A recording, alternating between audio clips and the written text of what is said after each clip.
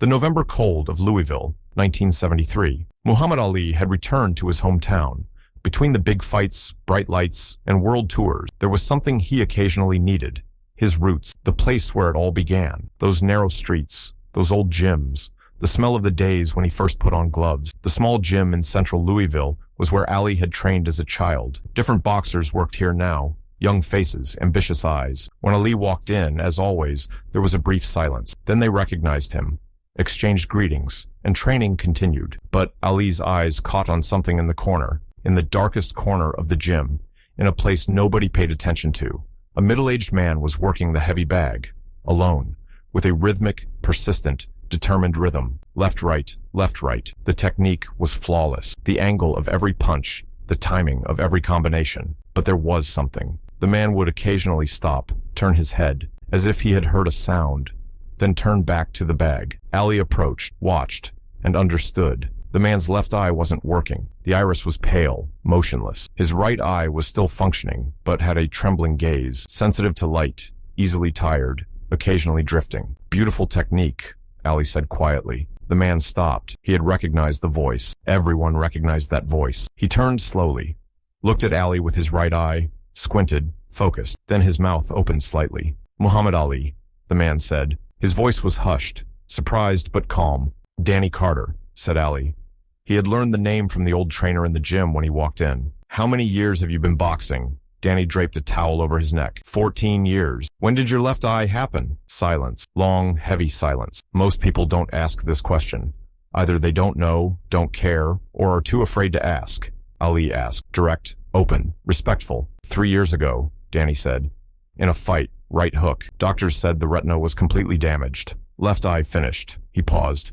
Right eye is going too. 6 months, maybe a year more. Ali lowered his head. You're still working. I can't stop. Why? Danny looked at the bag. Didn't answer for a long time. Then, because this is me. Boxing is me. Even if my eyes go, this is me. Ali said something that nobody else in the gym heard. Only Danny heard it. I want to do a training session against you. Danny laughed. A bitter, short laugh. I can't see properly. It's dangerous. I could hurt you. You could hurt me, Ali said. But I'll take precautions. What precautions? I'll blindfold myself too. Danny froze. Ali continued, his voice calm and determined. We'll both be in the dark, equal. Only sound, breath, and instinct. Let's fight. Danny looked at Ali for a long time, with his right eye, that trembling, tired, gradually fading eye. Why? He finally asked. Why are you doing this? Ali smiled. Because I'm curious. You've been boxing for 14 years. You've been boxing half-blind for 3 years, and your technique is still flawless. How did you do that? I want to understand. 5 minutes later, in the ring at the center of the gym, 2 men stood facing each other. Both of their eyes were tightly blindfolded with white towels. Everyone in the gym had stopped working. Nobody was talking, just watching. The old trainer, Joe Williams, stood at the ring's edge with a worried face. Muhammad, are you sure? This is dangerous. If neither of them can see... Joe, Ali said with eyes blindfolded, ring the bell. The bell rang. The first seconds were chaotic. Ali had stepped into the ring thousands of times in his life, but always seeing his opponent's movement, foot position, shoulder rotation. Now there was nothing, just darkness. Ali moved forward, lost his balance, shifted 2 steps to the right, tried to hear Danny's voice, his breathing, the sound of his feet, but the gym was silent, everyone holding their breath. Then Danny's punch came. Left straight, right hook. It was defensive instinct. Danny's hands moved with the memory of 14 years of boxing career. The punches landed on Ali's shoulder, then near his ear.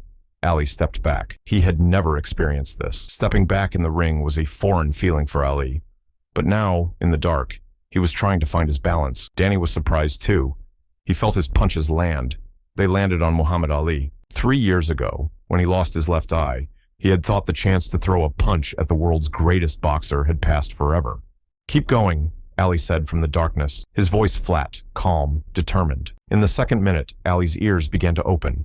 Really open. He heard Danny's breathing rhythm, light, regular, drawing in through the nose and releasing through the mouth. He heard the sound of feet, the whisper of soft rubber soles on the floor. And he heard the sound of a shoulder, the sound of an arm cutting through air. Ali lunged forward, left straight, passed through empty air. But the direction was right, toward where Danny was. Danny shifted right. Ali's punch grazed him. A muffled sound rose from the gym. They danced through the round in the dark, two blind men, finding each other through sound, breath, instinct. Ali lost his balance twice. Danny was cornered once, but nobody fell. Nobody gave up. When the bell rang, both were out of breath. Ali raised his glove, removed the blindfold from his eyes. As light flooded his eyes, he couldn't see for a few seconds. Then he saw Danny. Danny hadn't removed his blindfold.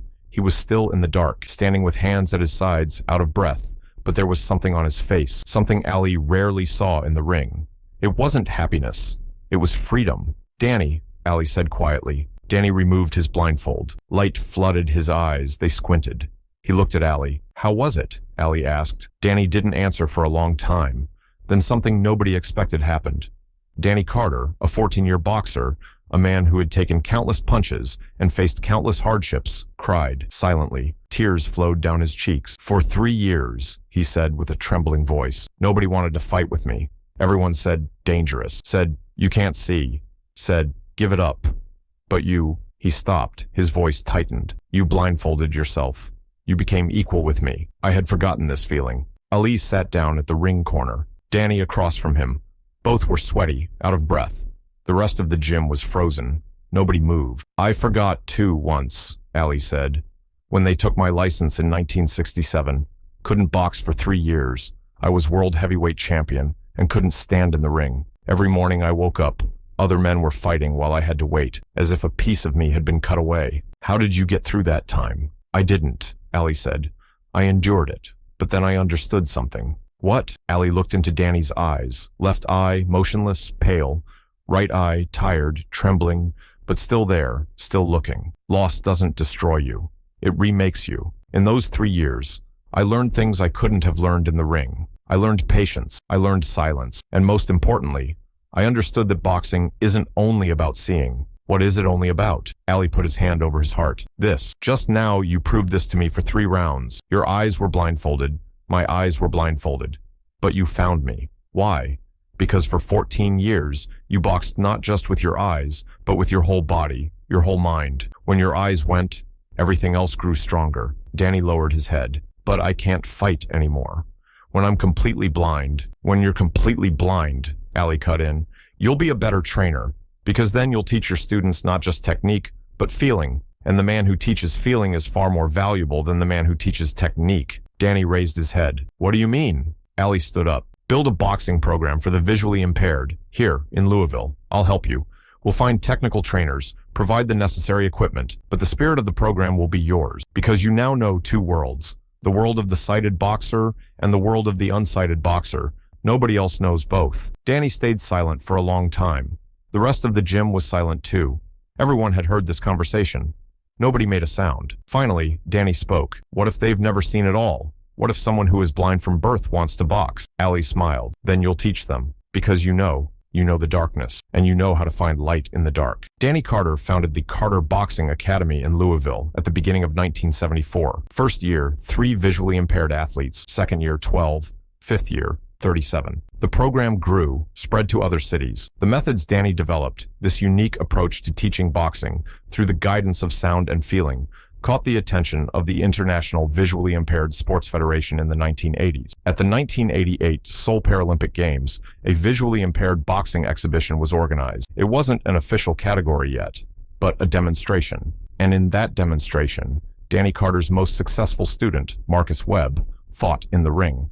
Marcus was visually impaired from birth, had never seen, but Danny had taught him to listen to sound, to feel breathing, to read the floor with his feet. What Ali had taught Danny that November day, Danny had passed on to Marcus. The first words Marcus said when he stepped out of the ring were, "Is this boxing? This is freedom." Danny never forgot that night. By 1988, he had completely lost his sight. But when he heard Marcus's voice, he smiled, because in that voice, he heard the echo of the words Ali had said 15 years earlier in that small gym in Louisville. "You know how to find light in the dark." Muhammad Ali couldn't watch the 1988 exhibition. Illness was now slowing his body, but Danny called him. On the phone, he described Marcus's fight in every detail. Ali stayed silent on the phone for a long time, then said just one thing. "You saw, Danny. You always saw. Only others couldn't see." Danny passed away in 2001, but the academy in Louisville was still standing, still training visually impaired athletes, and every new athlete, when they first came to the academy, would see a single photograph that Danny had hung on the wall. 1973, Louisville. In a small gym, two men, both blindfolded. One's eyes were blindfolded because he couldn't see. The other's eyes were blindfolded because he wanted to be equal. Beneath it, a single sentence. Real sight comes not from the eyes, but from the heart. Muhammad Ali.